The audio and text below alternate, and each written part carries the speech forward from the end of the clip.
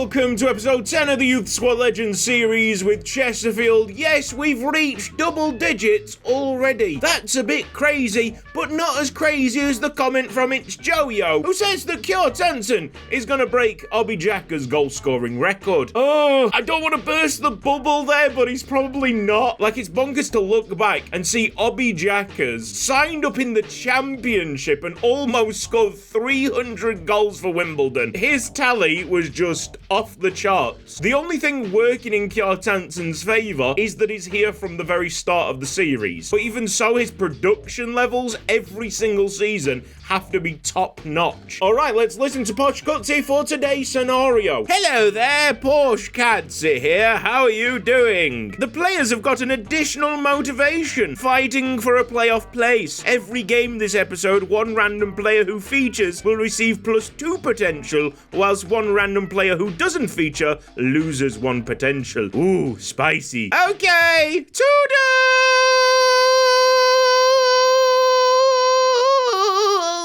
So this scenario is really putting our early evaluations to the test. Who do we think is not going to get to the end of this series? Who needs help in pushing their potential further? There will inevitably be winners and losers today. Let's hope the first loser is Salford, eh?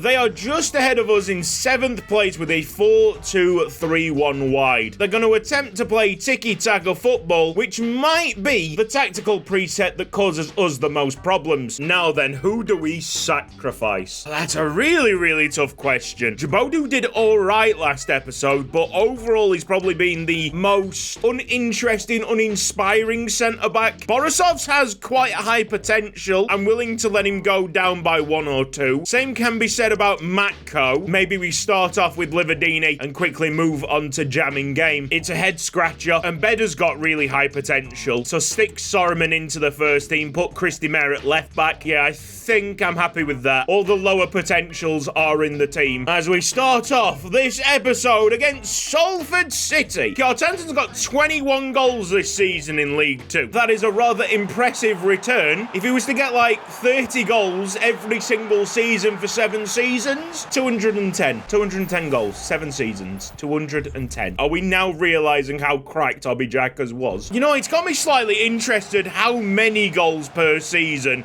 Kjartansson would have to find. Should we ask Google? Let's go on the assumption that this series is going to take 7 seasons. What is 300 divided by 7? The answer is approximately 42.8571143. That's a lot of goals per season. And that's if this series goes 7 seasons. We don't usually have this kind of start where we're very competitive in League 2 to begin with. If there happens to be a surprise promotion, then the series might go a season less. Don't think you need Google for that. I'm pretty sure that's 50 goals every single season. Good luck, mate. It's a tight game of football. Awaiting the first goal. Probably will open up nicely after that. Is it tailor-made for Enos Jam to go and break Salford with a barnstorming run? We'll see. Tobgi on the right wing. And I think we seal the fate on the rest of the substitutes. Any doubters thinking Chesterfield were too far up the table and the position was not representative of the quality, they're going to be very quiet after this game, because we are going toe-to-toe here. It might be a bit boring. It's quite difficult for me to commentate, but each individual showing in a blue shirt has been quite tremendous so far. We have a free kick, and I'm going to try something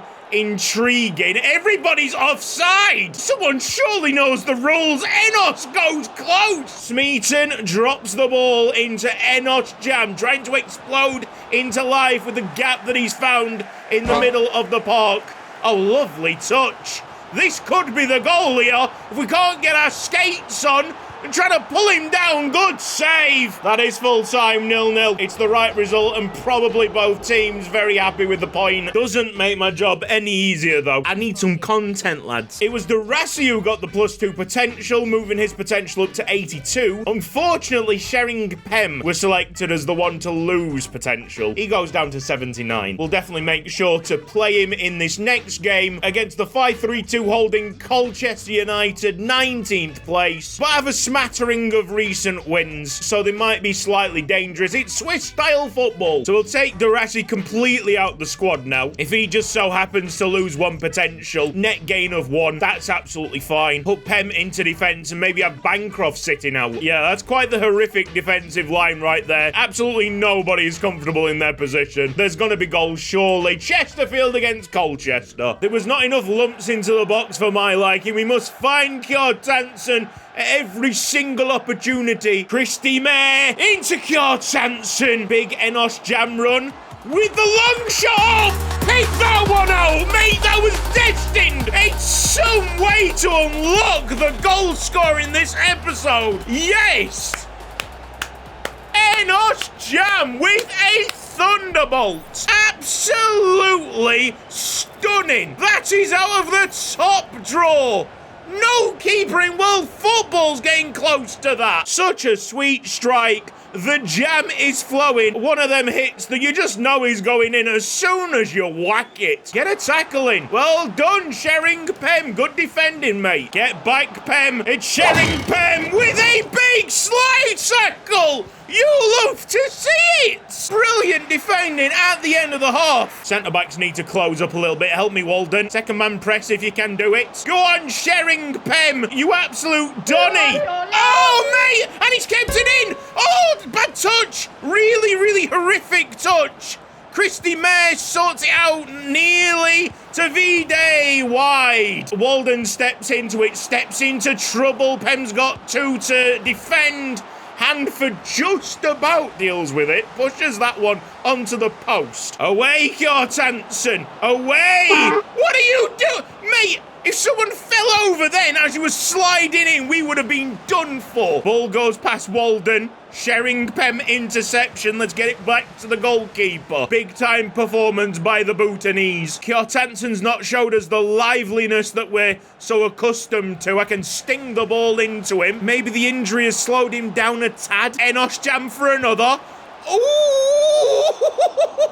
I love the dip that he gets with it. Let's have it, Shering Pem. Being spot on with the slide tackles. He might need something else. Something to get us over the line here. Away we go for a 1-0 victory. It's all because of Shering Pem at the back. Maybe something to do with that long shot from Enos Jam, whatever. Doesn't matter, up the Shering Pem. The tactic worked brilliantly. Darassi's now lost 1 potential, giving him a net gain of +1. Marcelo Livardini got a +2 that game, and he desperately needs it because his potential's currently standing at 62. It's Saturday, February the 22nd. We're just about to play AFC Wimbledon. However, it's someone's birthday. It's someone's birthday. And he goes by the name of Robert Havoc. Yeah! Welcome to Yuko Ike's Haiku Chronicles with your host, Yuko Ike.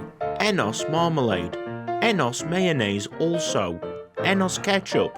Yes. We needed it as well. Kjartansson's been a bit quiet today. Onto the tactics. 4-1-2-1-2 narrow. Both of your boys are going to be target forwards. Ah, yes. Even the centre mids can be half wingers. Should we try and use ball playing centre backs? Ah, go on. Go for it. Just go for it. Let's see what happens. Oh dear. This is a poor opponent analysis. AFC Wimbledon on a terrible losing streak. Pretty sure we lost the last game against these. Very late on with a wonder strike from Matty Stevens. It might be a different story this time around. I have been waiting and waiting for this moment. Robert Havoc has all the ingredients to rock our worlds. I'm already worried by the lack of movement up front, to be honest. Don't you dare tell me that we've been sold a dream. Run for Enos. Run for him. We're really struggling here to create chances, and we are relying on Enos Jam to not do that. Look, it's fine to not score against someone like Salford, close to you in the table, fighting for a playoff place themselves. Wimbledon Wimbledon aren't that team. Not this season. What are we doing? Ask ourselves. For now, if it ain't broke, don't fix it. All 5 substitutes are being used here, which means that it's either going to be Corbelli, Borisovs, or Bancroft in the reserves who's getting that -1 on potential. I'm a bit stumped here, lads. I've really lost the touch, the attacking touch that we've seen through episodes 1 to 9. Now then, Ruocco, that's the ball that we wanted. Kjartansen's not breaking a sweat. Is my sprint button broken or something? Smeaton carrying the ball, moving to the right-hand side, swinging it out to the left. There's an overload if we can use it. Tobgi chips one in. It's Kjartansen, and that is better. Much better. Let's work off that. Clean tackle, Jabodu. Move it on to Soroman. He could be a killer in this second half. Ball's gone out for a throw-in, and we quickly move it on to Soroman. First time pass. Kjartansen is in, and Kjartansen has scored. After nearly 3 full games of struggle, we're starting to recognise Chesterfield again, and better. That is it, lads. It's not coming so naturally to us, and sometimes this will happen. It challenges thinking outside the box, and I hope to goodness this is offside. We've been saved by the flag. Back, everyone back. Back, back, back. I don't want to sound like a chicken. Full time! Wimbledon 0, Chesterfield 1. Hard fought, tough victory. We need to start stringing things together like normal. How about we take a break from gameplay to assign these scouts to 3 new countries? The entries are as followed. I want to wish everyone good luck. Let's hear those important numbers. 18, 16, 17. So I think that was 16, 17, and 18, just in a weird order. New Zealand, Canada, and Mexico. Danny Binns obviously gets the Canadian job. He's searching for attacking wing-back. Cesarini in Mexico for a target forward. And Tomoharu Yoka, he's in New Zealand. See if he can continue his mad run by trying to find a second Durante. Honestly, I wouldn't put it past him. Alfie Hanford gets our +2 potential, moving him up to 70. Meanwhile, Chris Bancroft goes down by 1, and I'm surprised that his potential is as low as what it is at 57. We've quickly progressed an entire month in this episode. 19th place Crewe Alexandra next up, kick and rush football. They haven't won in the last 5. Let's hope that there's no more question marks or frustrations as we meet up against another 5-man defence. Let's get some goals, man. The people are gagging for it. Look at them all swarming, waiting for the inevitable mistake. I forgot how to score against this. Am I not a gamer? Have I stopped being a gamer? Corbelli whipping. No, I have not. Shut up. Hey! Kjartansen chest control down, and with the half volley, takes full advantage. Enos Jam slips one tackle. Oh! That is rude. Ah, yes, the game is acting a bit more fluidly, which is about right, because Bancroft has just been sent to a different dimension. That skill move was naughty. Ruocco's got Corbelli on the outside. Kjartansen to the back post. Oh, he's there. He's there. Bicycle kick. Woo. I think I got my swagger back. There's an openness to this game. Crewe Alexandra happy to throw players forward, which we always love to see. Ball in. Omar Bogle catches it first time. Sensational. Corbelli causing serious issues. He's been electric today. Kjartansen! Man, Corbelli has just turned out to be unplayable. Tell you something that's been very good about this episode. No serious injuries. We've not had any worries whatsoever. Enos Jam, that might actually land at Soroman. And in it comes Ruocco trying to head back. Smeaton's asking a lot. Kjartansen is good, but he's not that good. He's made a nuisance of himself. Yes! Ruocco for a third. Nothing like blowing off the cobwebs. But that's not an own goal. Never in a million years, pal. The shot's certainly going on target. It's ended up 3-1 to Chesterfield, and I don't hear any cheering. Fans have got a bit too used to this. Give us a clap. Ruocco got the +2, moving his potential up to 76, and unfortunately Pasang Tobgi has the -1 potential going down to 74. We're all the way up into 6th. Kjartansen and Soroman got into the team of the week. How far are we off the top of the table? Some way. Notts County 11 points ahead and with a game in hand. I do think we need a 5th game, so into Port Vale, 22nd place in a 5-2-3. This looks like a long shot party. If we can get past Garrity and Byers, who knows? Before we kick off in our final game, I would like to shout out a good friend, JJ Loza, big Port Vale fan doing a career mode with the team on his channel. Go and check that out. It's a very creative YouTuber. We're having to play Maxim's Borisov's here because he's very unhappy. Let's hope that's nothing permanent and we can fix the relationship. Interested to see what Robert Havoc can do from central attacking midfield. I've just made up a chant. We've got Pem, super sharing Pem. I just don't think you understand. He slides at everything. Chris Bancroft in the bin. We've got sharing Pem. And the neighbours are banging on the wall because it's getting a bit late. Shocking behaviour. Who wants to live in a house like this? Yes, Pem, slide at this Pem. Yes, Pem. No, Pem. 3 bags full, Pem. As it turns out, Robert Havoc isn't exactly causing that much havoc. It's like a mild disturbance at best. Crossfield ball might be on the target. Liverdini not really covering himself in glory. Sets up Stockley. There's a turn up for the Bucks. Could be a shock here. Liverdini's lost his man again. Edwards inside. Stockley powered shot. Hanford has to parry away. We are really struggling with our 50-50s. Borisov's just gets up. That's pathetic by the midfield. And here go Port Vale again. Easy pass inside. Well done, Hanford. I'm so sorry, Chris Bancroft. I never meant to say it. Please forgive me and come out the bin. A moment of appreciation for our goalkeeper who's turned up and kept us in the game so far. Why do we feel so slow, lethargic? Lack of any reaction time. Matko's got the strength of a child. And it's too easy for Stockley. Please, someone get the ball. Pemmer's tried, Pemmer's lost it. Matko stretches out a foot. It's Hackford. Oh, yeah, Port Vale definitely using hacks. Yes, we were 90 minutes away from having an undefeated episode, but 90 minutes is a long, long time in Chesterfield colours. All the time in the world for Hackford. Even goes and does a little spin. Surely Stockley's offside.